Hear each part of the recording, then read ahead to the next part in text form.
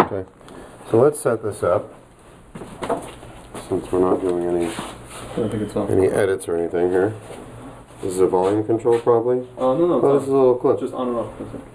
Okay, good. Alright. And then we'll just kind of run this thing through here. And that's what we'll do. We'll just flop it right underneath. Do you want me to give you a couple of details about the brand, or no, off the fly, and then we'll do that at the end. Yeah, okay. Do you have like a paper or something, or you have some background? Well, I mean, I know. Let's see. Let's clean these glasses, that's for sure. It's a couple of notes. You just don't want any tasting notes. No. I was just going to say, like, exactly, yeah. like the background on the brand. Go ahead. For example, the triple distill, state grown Valley agave. Not Weber, Valley. Huh? Not Weber agave, Valley? Blue agave. Oh, Weber. It's Weber. Yeah. Has to be. Oh, watch out. Hey, what's going on over there? You trying to get one right I'm kidding. in the middle there? No, it's fine. And, that was a test. Okay. Oh, okay. I'm not being serious. All right. You know, it's the second highest rated tequila in 2015 on the Ultimate Spirits Challenge, right? Yeah, on the Spirits Challenge. It's from Amatitan, Jalisco. It's 100%. Yeah. Okay, good. Okay, we're all set. Fire it up. Tell me when. Oh, we're recording. Very good. Live at the Grapevine, this is the Kosher Spirit Review. Today I'm Yehoshua Werth, and today we're headed to Mexico, just south of where I grew up. I grew up in Fresno, California. And if you didn't know tequila in Fresno, California, well, you know what? You didn't know anything to drink. Because that was one of the mainstay liquids that I grew up with. And stop the camera, I gotta get this call. Yeah. We'll start over. Way too quiet. Grapevine. When the person comes in, he's not making other calls. As he's taping, the person comes in, he's like, whatever you need help, and it's on the camera, he's like, oh, you need help, full bottle. I don't have a specific time. I'm not seeing her today right now, but she'll most likely be in, if not in today, tomorrow from like 11 o'clock until 4. She should be in today, but I don't know.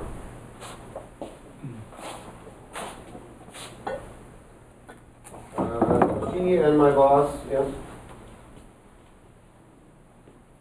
Mr. Smith, no, he is not in. And tell them who called or where you're from.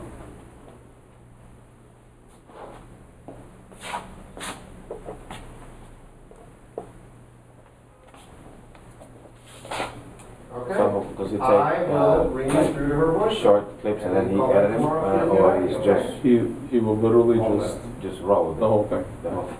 Like it's totally unedited. It's like a natural feel. Yeah. I mean, probably if you, I mean, the case of what you guys want to do. Actually, he would do that. I mean, if it's an event, he would do naturally. Yeah, it's naturally. Playing on TV, it was definitely like. Yeah, it's like a live thing. Yeah.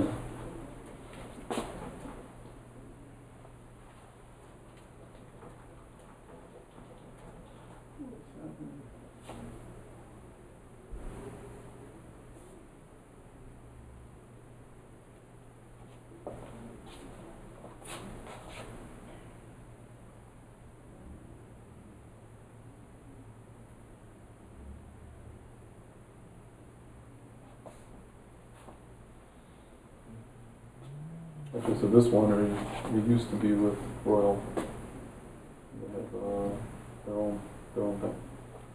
Okay. Think about Royal, like Royal's they bring in a lot of stuff. Yeah, they've been over the last 2 years, they have a year and a half, I guess they have been increasing. Yeah. That's portfolio and bringing some stuff. Let's try that again.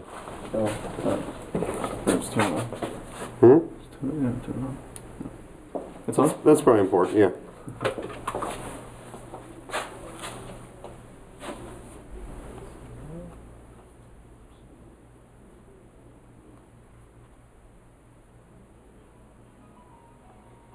I'll get that in a minute.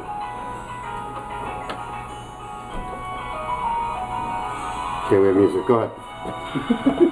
It's an intro music. Yeah. Live at the Grapevine, this is the Kosher Spirit Review, and we're headed down south. Well, from here anyway, south and west. But from where I grew up in Fresno, California, just straight south. Jalisco, Mexico. Also, how should I say, the center of that area in Jalisco is Amatitan. Amatitan, in this area, is growing Weber agave. And why am I saying Weber agave instead of just saying agave fruit? Well, Mexico is just not so simple. Today we're having tequila. Tomorrow we could have bacanora. The next day we could have mezcal. Another day we could have sotol. What in the world is this guy Yehoshua Werth talking about? Well, the bottom line is, a lot of us have been fooled into thinking there's one agave plant and one type of drink. This is the most popular, for sure, in America. And I'll tell you why after you take a sip of this. I never had a sip of this drink. I never poured it and smelled it. I did kind of wipe my hands with it to make sure I didn't have any weird tones around my hands when I'm smelling it and drinking it. And I recommend cleansing the glasses. As you'll see here, there's a little bit of liquid there, with the tequila and or scotch and or brandy and or whatever you're having. Again, we're going to Mexico. Let's get in there. This is the Blue Nectar Silver Triple Distilled. I love that. Hecho en Mexico, not Mexico. Okay, as many people will read that. 100% agave, azul. And we're going to give this a smell, a taste, a little character overview, and of course pour some to have with friends, because I want to warn people, if you're only drinking by yourself, maybe get yourself checked out. If you're only drinking with friends, you may be a friend of mine. Let's hand these out. Thank you. You're welcome. All right. So, it's clear.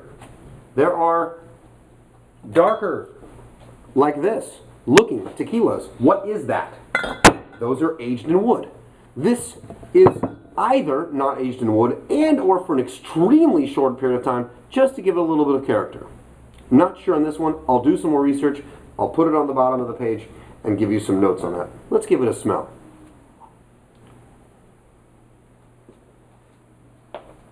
Okay.